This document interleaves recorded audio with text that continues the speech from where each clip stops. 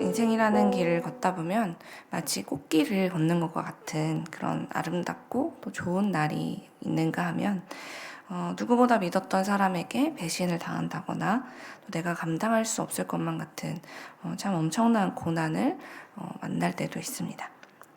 그럴 때 여러분들은 그 힘든 상황 속에서 어떻게 대처하시나요? 오늘 시편을 지은 다윗은 커다란 고통 속을 지나고 있었습니다. 그런데 다윗은 자신에게 닥친 그 고난에 대처하기 위해서 어떤 방법을 선택했냐면 우리가 오늘 1절과 2절에서 보았듯이 그는 침묵을 선택했어요. 잠시 오늘 읽었던 1절과 2절 말씀을 제가 우리말 성경으로 읽어드릴게요. 내가 내 길을 지켜 내 혀가 죄짓지 않게 하리라. 악인이 내 앞에 있는 한 내 입에 재갈을 물리리라 했으나 내가 말없이 잠잠히 있어 아예 선한 말조차 하지 아니하고 있으니 내 고통이 한층 더 심해집니다.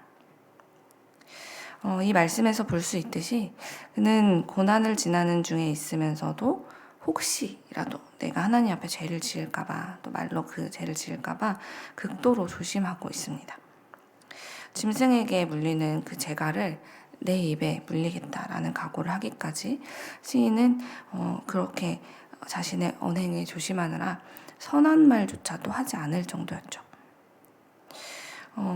누구에게도 말 한마디 편하게 하지 못하는 그의 심정이 얼마나 괴로웠을지를 한번 떠올려 보면 참 안쓰럽고 마음이 먹먹해지는데요.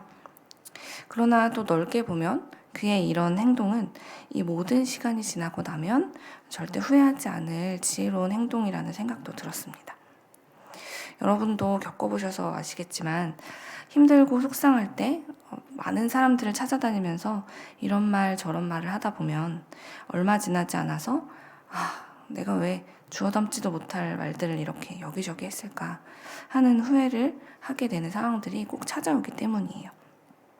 힘들 땐 아무래도 감정이 앞서다 보니까 제대로 된 판단을 하지 못하게 되고 그러면 말로 많은 실수를 저지르게 되죠. 그래서 문제를 해결하기는커녕 오히려 관계가 더 나빠지기도 하고 내 말이 와전되어서 사람들 사이에 퍼지며 전혀 생각지 못했던 오해와 상처를 불러일으키기도 하고 또 내가 원했던 위로보다는 사람들로부터 냉정한 판단을 받거나 정죄를 당하는 일들을 겪게 되어서 더 힘들어질 때가 있습니다. 그래서 저는 오늘 말씀에서 시인이 정말 너무나 괴로웠겠지만 그럼에도 침묵하면서 스스로 더 많은 죄를 하나님 앞에 짓지 않기 위해 조심하는 이 모습은 우리가 본받기에 참 합당한 지혜로운 태도라는 생각이 들었어요. 하지만 침묵은 그래서 그런 좋은 점이 많이 있지만 우리는 인간이기 때문에 사실 언제까지나 침묵하면서 버티기가 참 어렵습니다. 그래서 우리가 그런 상황을 겪을 때에는 그때 중요하게 기억해야 될 것은 사람에게는 침묵하되 우리 하나님께는 주저하지 말고 나와서 여러분의 마음을 다 쏟아내야 한다는 것, 그것을 우리가 기억해야 한다는 겁니다. 다윗은 참으로 성숙한 믿음을 가진 사람으로서 자신이 말로 죄를 지을까봐 조심하고 또 조심했어요. 그런데 그도 그러다 보니 그의 마음이 너무너무 괴로워지는 거예요.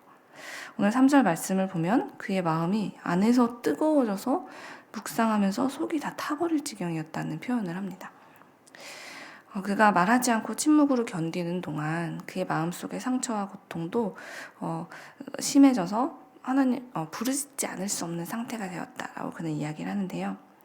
그래서 그런 상황이 되었을 때 누구를 찾아가느냐가 참으로 중요합니다. 누구를 만나 도움을 받느냐에 따라서 그 이후의 삶이 완전히 달라지기 때문이죠. 다윗은 자신의 마음이 뜨거워지고 다 타는 것 같은, 그래서 부르짖지 않으면 견딜 수 없을 그런 상황이 되자 누구를 찾아갔습니까? 그는 하나님을 찾아갔습니다. 주님 앞에 나아가서 간절히 부르짖으면서 자신의 모든 생각과 감정을 솔직하게 하나님 앞에 쏟아놓았죠. 자신을 있는 그대로 내어드리면서 주님께만 도움을 구했습니다. 그가 하나님께 어떤 도움을 구했는가? 오늘은 앞부분을 좀 중점적으로 볼 텐데요. 가장 먼저 그는 자기 자신을 비롯해서 이 땅의 모든 사람들이 얼마나 덧없는 인생인지, 우리가 얼마나 연약한 존재인지를 제가 잊지 않고 살아가도록 하나님 그 사실을 제게 알려주세요 라고 기도했습니다. 왜냐하면 우리가 짓는 죄라는 것들이 항상 이 사실을 잊는 데서부터 시작이 되기 때문이에요. 우리는 이 땅에서 아무리 길어봐야 150년도 살지 못하는 존재입니다. 그러나 우리는 너무 자주 그 사실을 잊고 살죠.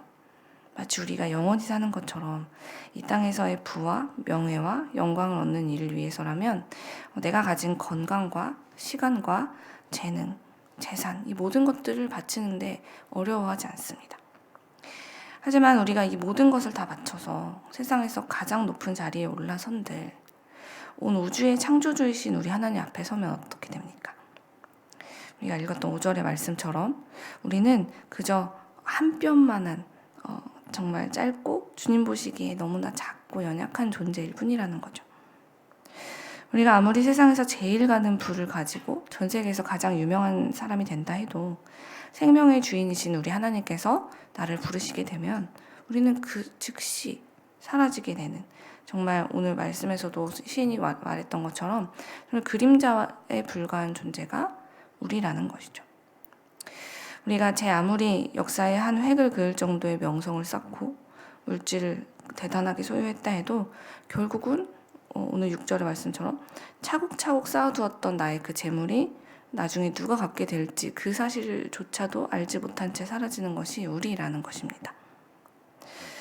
그런데 우리가 그런 사실을 잊게 되면 우리는 마치 금세 사라지는 연기를 손에 자꾸 잡으려고 하는 것처럼 그렇게 허망한 것들을, 금세 연기처럼 사라질 허망한 것들을 쫓느라고 우리에게 주어진 이 단 한 번뿐인 인생을 허비하게 되는 아주 불쌍한 존재가 된다는 것이죠. 그러니 시인은 우리가 이 귀한 이 한 번인 인생을 사는 동안에 내가 얼마나 작고 연약한 존재인지를 잊지 않도록 하나님께서 저에게 알려주세요 라는 기도로 오늘 기도를 시작하고 있는 것입니다. 이 기도는 신앙을 가지고 있는 저와 여러분 모두에게 참으로 중요한데요. 그 사실을 깨닫는 사람들은 더 이상 이 세상에서 금세 사라질 것들에 더 막 집착하고 내 모든 걸 다 바치면서 그것이 나의 소망이야 라고 여기던 삶을 어렵지 않게 멈출 수 있기 때문이에요. 그런 사람들, 그것을 아는 사람들은 나의 소망은 이 땅에 있는 내 한 번뿐인 짧은 인생에 있는 게 아니라 나에게 영원한 삶을 주시고 나에게 사라지지 않을 모든 것을 주시는 우리 하나님께만 있구나라고 소망을 하나님께 두는 삶으로 변하게 되기 때문입니다. 오늘 7절의 말씀을 보십시오. 시인이 어떤 고백을 하고 있습니까? 이렇게 고백하죠. 주여, 이제 내가 무엇을 바라리요? 나의 소망은 주께 있나이다. 아멘. 그러므로 사랑하는 여러분, 기도와 말씀으로 이렇게 하루를 시작하는 여러분들은 이 시간 다른 그 무엇보다도 이 기도를 함께 드려야 합니다. 주님, 나의 소망은 주님께 있습니다. 우리가 이 시간 가지고 나온 기도 제목들이 참 많이 있지만 그 어떤 기도 제목보다도 가장 먼저 이 기도를 함께 올려드렸으면 좋겠습니다. 주님, 제가 세상이 말하는 그 행복의 조건을 붙잡겠다고 제 인생을 허비하지 않게 해주십시오. 나의 소망은 오직 주님께만 있습니다. 라고 말입니다.